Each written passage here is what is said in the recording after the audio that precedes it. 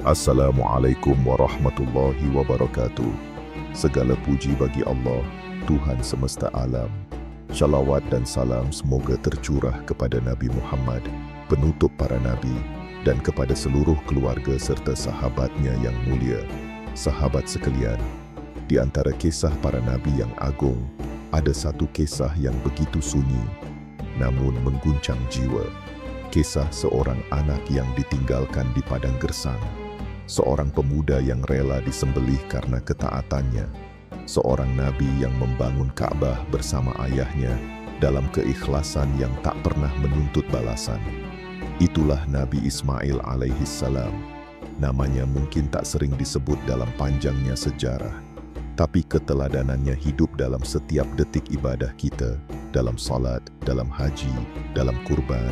Ia adalah teladan dalam sabar, dalam diamnya ada dakwah, dalam patuhnya ada pelajaran untuk seluruh umat. Mari kita mulai kisah ini, bukan sekadar untuk didengar, tapi untuk dihayati dan diamalkan. Di usia senjanya, Nabi Ibrahim alaihissalam menghadapkan harapannya kepada Allah. Bertahun-tahun lamanya, ia dan istrinya Sarah tidak dikaruniai keturunan. Meski begitu, ia tidak pernah berhenti berdoa. Dalam surah As-Saffat ayat 100, ia berkata, Rabbi habli minas salihin. Ya Tuhanku, anugerahilah aku seorang anak yang termasuk orang-orang yang saleh. Doa itu dikabulkan oleh Allah. Melalui Hajar, istri keduanya, Nabi Ibrahim dikaruniai seorang anak laki-laki, Ismail. Seorang anak yang kelak akan menjadi contoh keteguhan, kesabaran, dan ketaatan.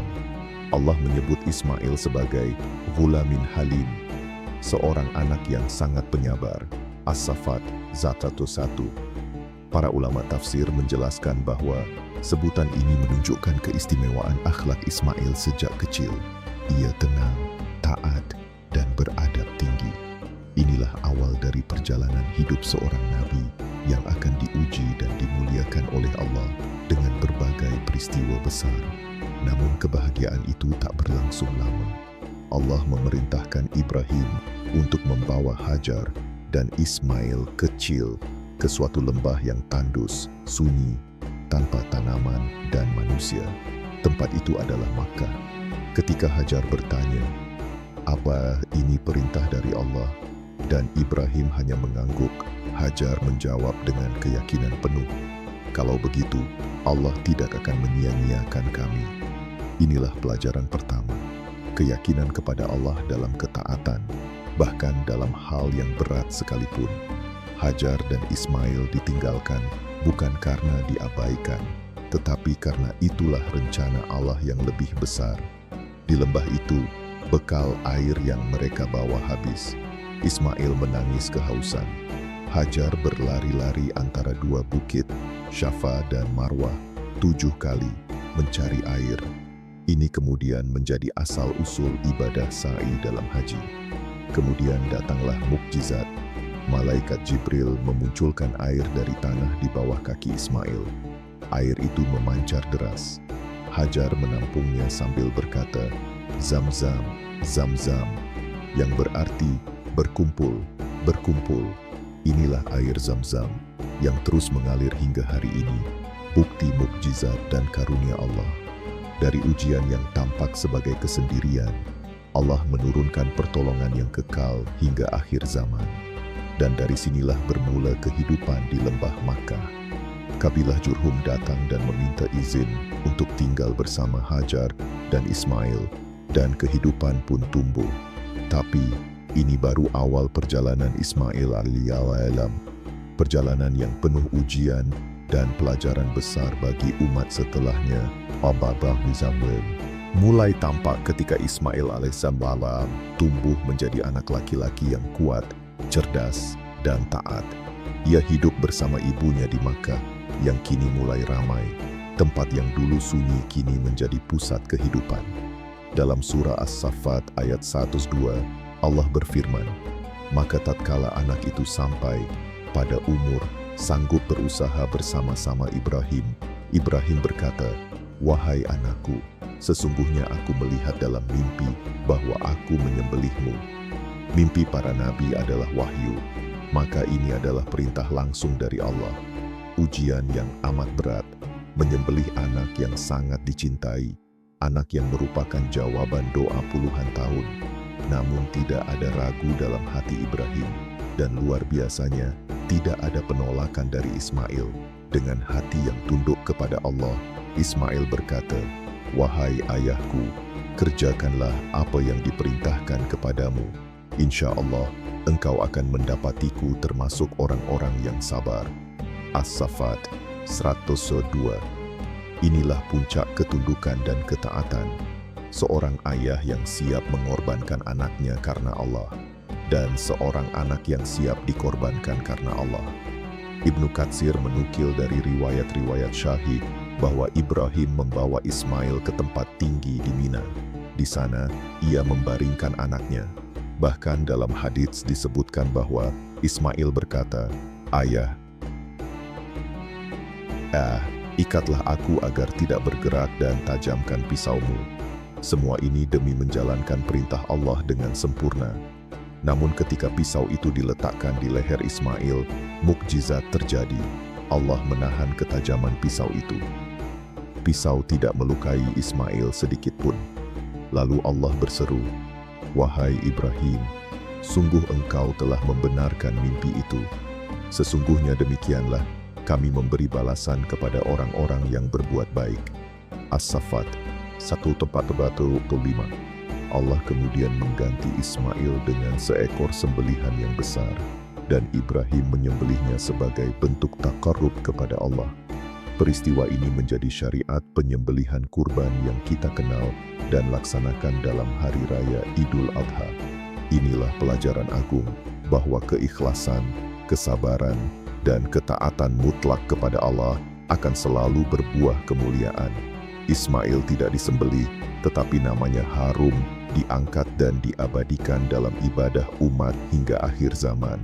Dan dari kisah ini, terlihat bahwa Ismail bukan hanya anak seorang nabi, tapi sejak kecil, ia telah menjadi bagian dari risalah kenabian yang penuh pengorbanan. Setelah ujian agung itu, Allah pun mempersiapkan Ismail untuk masa depan dakwahnya. Sebab tugasnya sebagai seorang nabi belum selesai. Ya bata ya badwitamu. Itulah yang menjadi awal fase baru dalam kehidupan Ismail alaihissalam. Setelah peristiwa penyembelihan yang agung, Ismail tumbuh semakin dewasa dan matang. Ia menetap di Makkah bersama ibunya dan masyarakat Jurhum yang telah menjadi bagian dari lingkungannya. Sebagaimana disebut dalam tafsir Ibnu Katsir, Ismail belajar bahasa Arab dari kabilah Jurhum dan tumbuh menjadi seorang laki-laki yang fasih, bijak, dan sangat terpercaya. Ia pun dinikahkan dengan salah satu wanita dari Jurhum dan mulai memimpin serta membimbing masyarakat sekitarnya. Allah berfirman dalam surah Maryam ayat 54, "Dan ceritakanlah Muhammad kisah Ismail di dalam kitab. Sesungguhnya ia adalah seorang yang benar janjinya, dan ia adalah seorang rasul dan nabi." Syadiqal wa'd, benar dalam janji, bukan hanya berarti ia tidak berdusta, tetapi juga menunjukkan bahwa Ismail alaihissalam menepati segala komitmen, baik kepada manusia maupun kepada Allah. Ia adalah pribadi yang amanah dan tulus dalam berdakwah. Sebagai seorang nabi, tugas utamanya adalah menyampaikan risalah tauhid. Ia mengajak masyarakat Makkah untuk menyembah Allah semata, meninggalkan berhala, dan hidup dengan keadilan dan amanah. Dalam surah Maryam, ayat 55 disebutkan, "Dan dia menyuruh keluarganya untuk salat dan zakat, dan dia adalah seorang yang diridhai di sisi Tuhannya." Ini menegaskan bahwa dakwah Ismail dimulai dari rumahnya sendiri. Ia membimbing keluarganya dalam ibadah dan akhlak. Dakwah yang dimulai dari dalam rumah adalah fondasi kokoh yang kemudian menular ke masyarakat. Ibnu Katsir juga menyebut bahwa Nabi Ismail memiliki sifat kepemimpinan dan kekuatan fisik. Dalam banyak riwayat disebutkan bahwa ia pandai memanah dan berkuda, sehingga dikenal sebagai Abu al-Arab, bapak bangsa Arab yang asli. Ismail menjadi simbol keseimbangan antara kekuatan dan ketaatan. ia seorang pemimpin, seorang keluarga, seorang dai, dan juga seorang hamba yang tunduk kepada Allah dalam setiap aspek kehidupannya. Namun ujian kenabian belum selesai. Tak lama kemudian, datanglah perintah besar dari Allah kepada Ibrahim dan Ismail membangun Ka'bah, rumah pertama di bumi untuk menyembah Allah. Inilah perintah suci yang diturunkan kepada Nabi Ibrahim dan putranya, Ismail. Perintah yang bukan hanya menjadi bagian dari sejarah, tetapi juga dasar dari ibadah umat Islam hingga akhir zaman. Allah berfirman dalam surah Al-Baqarah ayat 127. Dan ingatlah, ketika Ibrahim meninggikan fondasi-fondasi Baitullah bersama Ismail, seraya berdoa, "Ya Tuhan kami, terimalah dari kami amalan ini. Sesungguhnya Engkaulah yang Maha mendengar, lagi Maha mengetahui." Ka'bah dibangun di tempat yang telah dipilih dan disucikan oleh Allah. Dalam riwayat disebutkan, Ibrahim dan Ismail bekerja bersama. Ibrahim meletakkan batu-batu, sementara Ismail membawa batu-batu tersebut. Sambil bekerja, keduanya terus memanjatkan doa dengan penuh keikhlasan dan khusyuk, sebagaimana diabadikan dalam ayat di atas. Pelajaran yang besar dari ayat ini adalah bahwa meskipun mereka melakukan amal besar, membangun rumah Allah, mereka tetap merasa khawatir amal itu tidak diterima. Ini menunjukkan betapa pentingnya ikhlas dan takut akan kekurangan dalam amal, meskipun seseorang adalah Nabi Allah. Menurut para mufassir, termasuk Al-Qurtubi dan Ibnu Katsir, Ka'bah dibangun dengan bentuk dasar yang sederhana namun penuh makna. Batu Hajar Aswad diletakkan di salah satu sudut dan tempat berdiri Ibrahim ketika membangun Ka'bah. Maqam Ibrahim tetap menjadi saksi hingga hari ini. Setelah bangunan Ka'bah selesai, Allah memerintahkan Ibrahim untuk menyeru manusia agar datang berhaji. Dalam surah Al-Hajj ayat 27, Allah berfirman, "Dan serulah manusia untuk mengerjakan haji. Niscaya mereka akan datang kepadamu dengan berjalan kaki dan mengendarai unta yang kurus." Seruan itu terus menggaung hingga sekarang. Ka'bah menjadi pusat kiblat dan ibadah kaum muslimin di seluruh dunia. Ismail alaihi wasallam pun tetap berada di Makkah, mengurusi rumah Allah, membimbing manusia, dan menjaga kemurnian ibadah di sekitarnya. Ia tumbuh bukan hanya sebagai anak dari Ibrahim, tapi juga sebagai penjaga warisan tauhid di pusat bumi ini. Dan dari keturunannya, kelak akan lahir Nabi terakhir yang membawa risalah Islam untuk seluruh alam. Muhammad, keturunan dari Nabi Ismail alaihissalam, sang penjaga tauhid di tanah suci. Inilah keutamaan besar yang Allah tetapkan bagi Nabi Ismail. Ia bukan hanya seorang nabi yang taat dan sabar, tapi juga leluhur dari penutup para nabi. Dalam surah Al-Baqarah ayat 129 disebutkan doa Nabi Ibrahim dan Ismail saat membangun Ka'bah. "Ya Tuhan kami, utuslah untuk mereka seorang rasul dari kalangan mereka yang akan membacakan ayat-ayat-Mu kepada mereka, mengajarkan kitab dan hikmah kepada mereka, dan menyucikan mereka." Ulama tafsir sepakat bahwa doa ini adalah permohonan untuk diutusnya Nabi Muhammad, dan Allah mengabulkan doa itu beberapa abad kemudian sebagai penutup rangkaian kenabian. Warisan Ismail tidak hanya berupa darah dan nasab, yang lebih utama adalah warisan dakwah dan akhlak. Ia telah menanamkan prinsip tauhid yang bersih, ibadah yang lurus, dan kepemimpinan yang adil di tengah masyarakat Arab. Namun, seiring berjalannya waktu, bangsa Arab mulai menyimpang. Mereka mengikuti jejak nenek moyang yang menyimpang dari tauhid murni. Sebagian menyembah berhala, sebagian lagi menyelewengkan ajaran Ibrahim dan Ismail. Maka, peran keturunan Ismail menjadi penting untuk menjaga sisa-sisa tauhid. Sebagian dari anak-anak Ismail tetap memegang ajaran lurus. Di antaranya adalah Qidar, salah satu anaknya yang menjadi leluhur langsung dari Nabi Muhammad. Keturunan Ismail ini hidup dan berkembang di Jazirah Arab, terutama di sekitar Makkah, membawa tradisi Ibrahimiyah walau akhirnya banyak yang tercampur dengan jahiliyah. Dalam hadits yang diriwayatkan oleh Imam Muslim, Nabi Muhammad bersabda, "Sesungguhnya Allah memilih Kinanah dari anak-anak Ismail dan memilih Quraisy dari Kinanah dan memilih Bani Hasyim dari Quraisy dan memilihku dari Bani Hasyim." Hadits ini memperjelas garis keturunan mulia itu dan bagaimana Allah menjaga risalahnya melalui jalur Nabi Ismail hingga datangnya penutup para nabi. Namun, selama masa hidupnya, Ismail tidak sekadar menjadi leluhur, ia tetap menjalankan tugas kenabiannya. Ia mengajarkan sholat, menyeru kepada zakat, dan membina umat di sekitar Ka'bah. Ia wafat dalam keadaan taat kepada Allah dan diridai. Allah menyimpulkan perjalanan hidupnya dengan satu kalimat agung dalam surah Maryam, dan dia adalah seorang yang diridai di sisi Tuhannya. Namun, jejak Ismail alaihissalam tidak berhenti dengan wafatnya. Justru dari situ, pengaruhnya meluas lewat keturunan, warisan tauhid, dan tempat yang ia tinggali. Maka, di tanah itulah nanti akan terbit kembali cahaya risalah terakhir, risalah Islam yang dibawa oleh Nabi Muhammad, yang berasal dari keturunan langsung Nabi Ismail alaihissalam.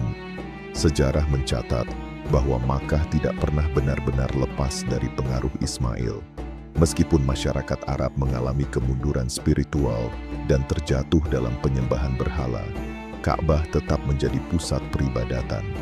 Ia tetap dimuliakan, meski dalam bentuk yang telah ternoda. Kaum Quraisy, keturunan Ismail melalui jalur Adnan dan Qusay, menjadi penjaga Ka'bah secara turun-temurun. Mereka mengetahui bahwa nenek moyang mereka adalah Nabi Ismail dan menyimpan sisa-sisa ajaran tauhid walau tercampur dengan tradisi jahiliyah. Ibnu Katsir dalam Al-Bidayah wan Nihayah menyebut bahwa nama dan kedudukan Ismail tetap dihormati oleh bangsa Arab. Ia menjadi lambang kehormatan dan asal-usul yang mulia. Bahkan ketika Nabi Muhammad diutus, banyak orang Quraisy yang merasa bangga bahwa beliau berasal dari keturunan Nabi Ismail. Namun, kebanggaan atas nasab tidak cukup. Yang terpenting adalah warisan nilai, dakwah, ketauhidan, dan akhlak. Dan ini yang diperjuangkan Nabi Ismail seumur hidupnya. Ia bukan hanya membangun Ka'bah, tetapi juga membangun masyarakat yang mengenal Allah dan menjunjung tinggi keadilan serta amanah. Allah memilih tanah yang ditinggali Ismail, Makkah, untuk menjadi titik awal kebangkitan Islam. Bukan kebetulan, tapi kesinambungan risalah dari Ibrahim, Ismail, hingga Muhammad. Seperti rantai yang tak terputus, semuanya bersatu dalam seruan yang sama. La ilaha illallah. Tiada Tuhan selain Allah. Dan di antara hikmah besar yang bisa kita petik adalah bagaimana Allah menjaga kemurnian tauhid melalui keluarga yang terpilih. Ismail alaihissalam tidak hanya menjadi figur dalam sejarah, tetapi juga batu fondasi bagi kemunculan risalah terakhir yang menyempurnakan semua risalah sebelumnya. Sungguh, posisi Nabi Ismail dalam sejarah bukanlah kecil. Ia bagian dari mata rantai kenabian yang panjang. Dan Allah menyebut namanya berulang kali dalam Al-Quran sebagai teladan dalam sabar,